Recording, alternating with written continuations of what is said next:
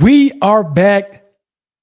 IP Battle Season 16, Episode 19. We are almost to the finish line. I think it's one more episode left in this season. For those of you who don't know, I am Dave, 10-year intellectual property attorney, dealing with everything from patents, trademarks, trade secrets, as well as copyrights. And this was an interesting episode, to say the least. We're going to get off into it here in a little bit. We're going to take a brief look at each of the pitches, and I'll give you guys my thoughts after each of the pitches. And on these IP battles, what I try to do is, at least give you what I think, what business do I think is going to make the most money going forward over the long haul, 15, 20 years, and what business do I think is going to be around over the next 15, 20 years. A lot of times, those are the same companies, but it doesn't have to be. So, again, we're going to take a look at each of the pitches, a brief look, Cliff Notes version, and then we're going to come back. I'll give you some of my thoughts. I want to hear from you guys in the comment section. Let me know what you think. Do you agree with me? Do you disagree with me?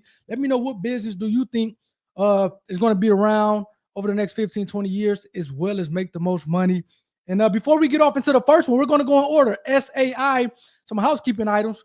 Please hit the like button for the YouTube algorithm, as well as hit that subscribe button to be a part of the IP community where we talk everything intellectual property. And again, go check out the ebook that I recently released, Got IP.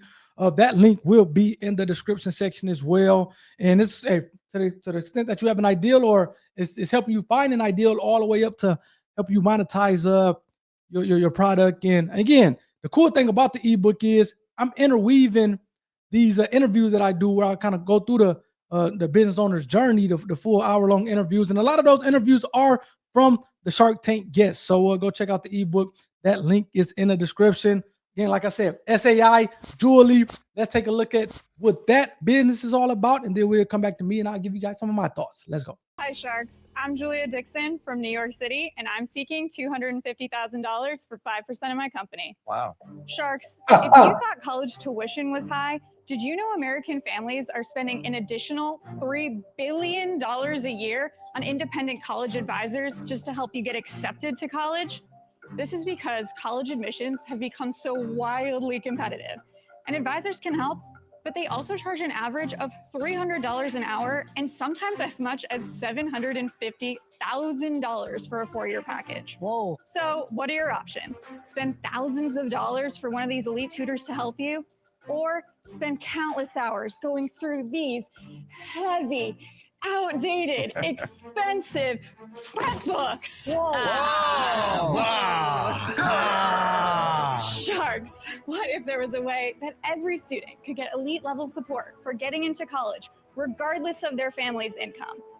Well, now there is with SAI, the ethical, gamified AI platform that helps with every piece of the admissions process from beginning to end, and all at a fraction of the cost of a human advisor. SAI's suite of AI tools empower students to discover schools and programs, craft standout college essays, uncover financial options, and more, all while celebrating their unique stories, because we know a strong college application is all about good storytelling.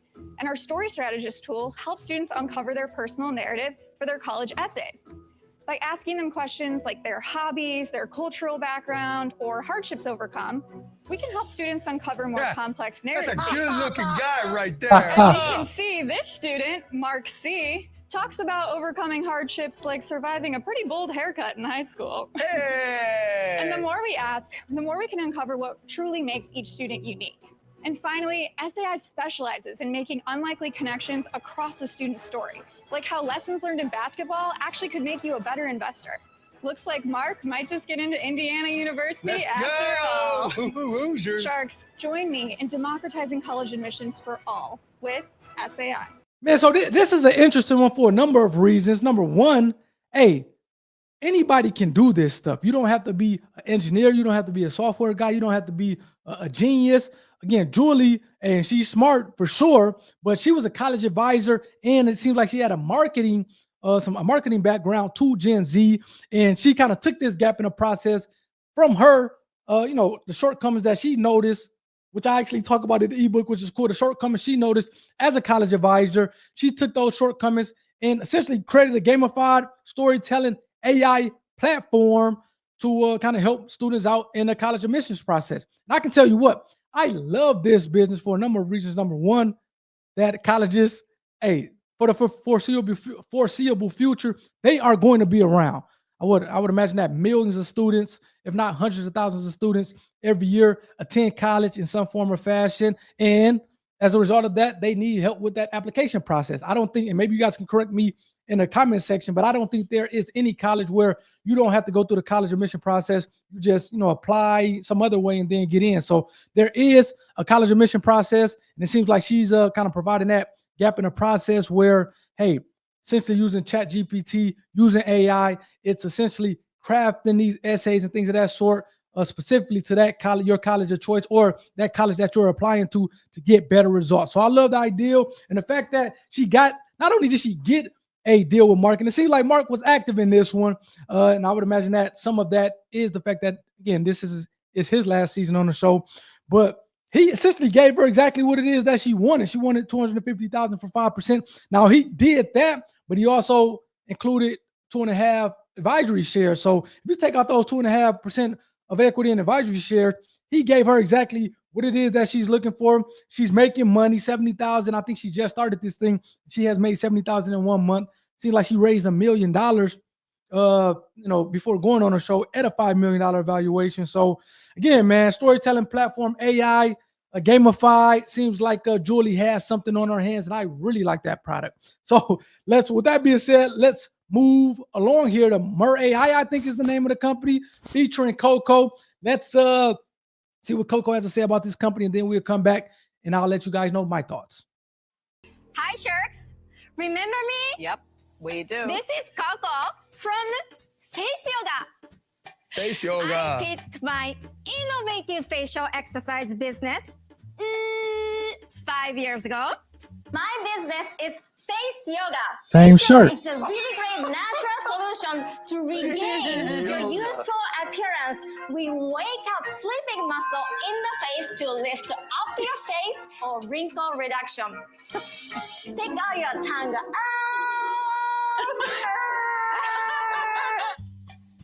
That's wow. We totally remember you. How did you get back in here? Right. Well, sadly, at that time, you turned me down. Shocking. Just But shocking. I'm back with a new business that you cannot pass up. Okay. I am seeking $500,000 for Wow. 5% equity. Wow. Wow. Do you know what old man smell is? Yes. Yes. Its actual name is called No Ni Nao body odor. So many people in Japan already know the secret ingredients for solving the smelly issue. And I'm here to bring it to the States. Oh my Lord. Persimmon. Ah. Persimmon is a delicious fruit, but also particularly effective in eliminating no ni nao body odor. So I turned the persimmon into soap. Meet Mirai Clinical, a line of Japanese persimmon-based products who wants to help millions of Americans regain their confidence by smelling younger. Now it seems like Coco, she was a prior guest on the show, and if you ask me, Coco knows somebody on the inside, because it seems like the Face Yoga with Coco, I'm not sure what season it was on, but more or less all the sharks laughed at her, and she was back again this time, essentially with a bar of soap, which again the sharks thought she was crazy for. Now look, I kind of thought Coco was crazy until you find out that they have made almost $9 million in sales.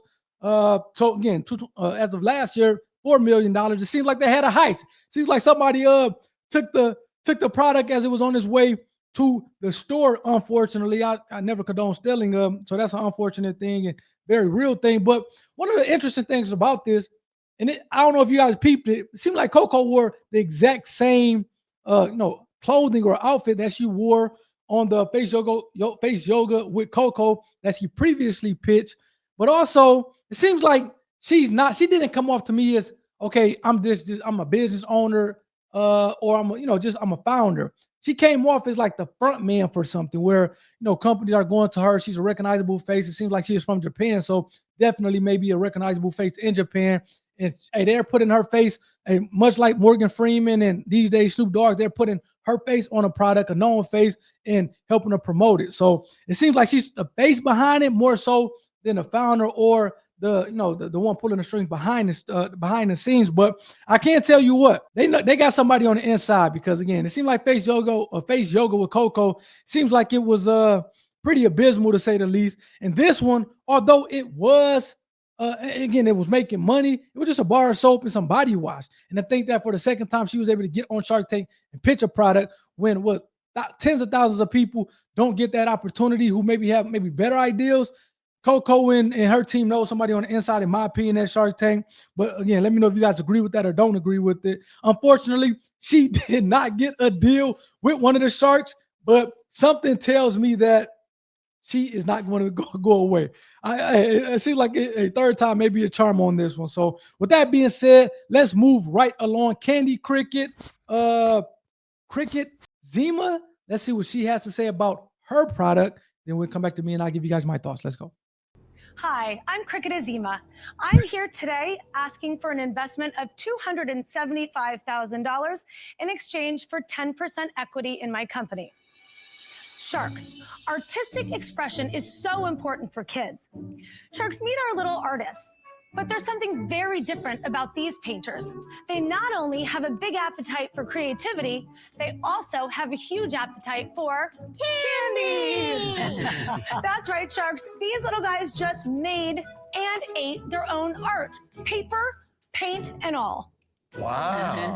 Wow. I'm the founder and candypreneur of Cricket's Candy Creations, the #1 and original candy crafting experiential brand in the world. Our New York City studio is an immersive event space where imagination and creativity run wild.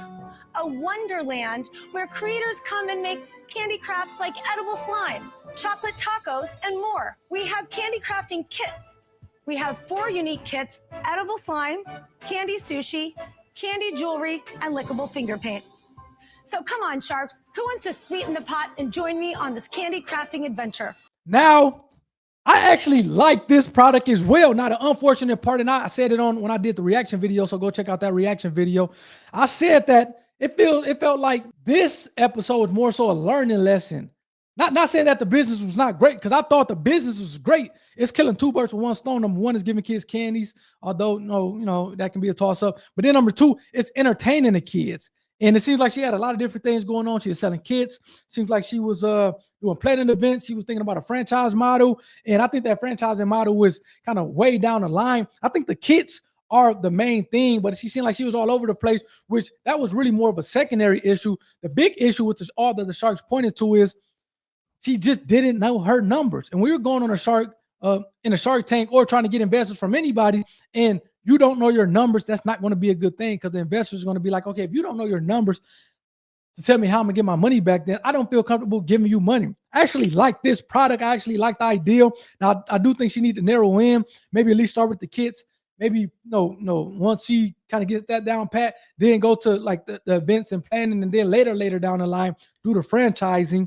And it seems like a number of the Sharks were interested, but she just did not know the numbers. I get it. I'm a numbers guy, just kind of by my profession, being an engineer and kind of having to do all the math. And I know a lot of people are not necessarily numbers guy. And I thought the Sharks gave her great advice to, hey, if you're not a numbers person, then you need to hire somebody that's going to complement your deficient areas. And it seems like she's definitely the face. She can kind of get things done. She can, rub elbows with the best of them, but the numbers and kind of the books, accounting is maybe not her thing. So, I thought it was great advice from the Sharks to say, hey, let's get some help. Have somebody that really know your numbers that is on a team. And seems like you'll be a lot better off going forward. So unfortunately, she did not get a deal. So we're 1 for 3 so far, but she is making money, man. I think they said she made $1.7 million. So again, she is making money, and it seems like the Sharks were interested. She just didn't know her numbers, unfortunately. So with that being said, let's move on to Morrison Outdoors, the last pitch of this episode 19. Let's see what that business and company is all about, and then we'll come back to me and I'll give you guys my thoughts. Let's go. Hi, Sharks. My name's Tavis Malcolm. I'm from Albuquerque, New Mexico, and I'm here asking for $300,000 in exchange for 10% equity in my business. $3 million. Sharks, I love to go camping and hiking. So when my first baby, Morrison, was born, of course we wanted to take him with us in all our adventures. But when it came time to camp, I could not find a sleeping bag that was warm enough for nights in the frigid cold and designed to be safe for a baby to wear. So on that first camping trip, we put him in some pajamas, then we put him inside of a snowsuit, then we wrapped him up in a swaddle blanket, and he went to bed looking like a little baby burrito that was wrapped up way too tight. Well, that gave me an idea. Sharks, allow me to introduce to you Morrison Outdoors, award-winning sleeping bags for babies, toddlers, and young children. We use premium insulations and buttery soft fabrics. We designed our sleeping bags with babies in mind first. We use the same sleeved sleep sack design that they're used to so that they can use their hands before they fall asleep. Now, once they are asleep, you simply flip over the cuff and we keep those tiny fingers nice and warm. Sharks, we are on a mission to bring comfort to the great outdoors from your backyard all the way to the backcountry. There is no limit to where you can go. So pack your bags, Sharks, because we're going camping. Now we got, again, this guy is impressive. And thankfully, he did get a deal. I said Mark was active this season. He got a deal with Mark. I think he got two Sharks, Mark and Barb, on this one. And again, $4.3 million. It seems like they had made, they're making money lifetime. I think $4.3 million. I think the last couple of years they made $1 million. Again, I was a little skeptical as it relates to, okay, it being a niche market. And if you've been on this show or on my channel for any length of time, you know that niche products and niche businesses can still make a ton of money. But you're talking about the outdoors, in the cold, and you're taking your baby. But the interesting thing was, at the end of that pitch, he kind of revealed this adult version of it, which I actually love and think that thing can kind of really be a game changer, especially not only just for outdoors camping, but you're talking about sports games, soccer games, rugby games. When people are out in the cold, it seems like, again, it's kind of some premium quality. The materials are premium materials. So it seems like they know, the gentleman, Tavis, I think is his name. He landed in a great situation with not only one, but two Sharks, Mark and Barbara. So with that being said, the deal that I think is going to make the most money, as well as the business that I think is going to be around over the long haul, is, drum roll, please, SAI. And I actually like Morrison Outdoors, and I do think it's going to be around and make a lot of money. But I just think this is the sheer volume of college students, going to college and that application process. Again, I just think that it stands to make a ton of money. Again, it's using AI. Is gamifying it, is storytelling. So I do think that it has something to, it has an opportunity to not only be around for a long time, but make a ton of money. Again, it didn't come up explicitly in the pitch, but they did throw around proprietary, which leads me to believe that she does have patents. I think they did also say patent pending, if I'm not mistaken, on the website. Maybe that was Morrison Outdoors. But nonetheless, I would be very surprised and shocked if she didn't at least file for some type of patent protection on this. So those are my thoughts. I would love to hear from you guys in the comment section. Let me know what business and which pitch do you think you were most impressed with from this episode. And again, as we are closing out, please hit that like button for the YouTube algorithm, as well as hit that subscribe button to be a part of the IP community. And we will catch you back on what I think is the last episode of this season, season 16, next week with episode 20. So hopefully you guys enjoyed this one. Go check out that ebook. The link is in the description. And I'll catch you guys next time.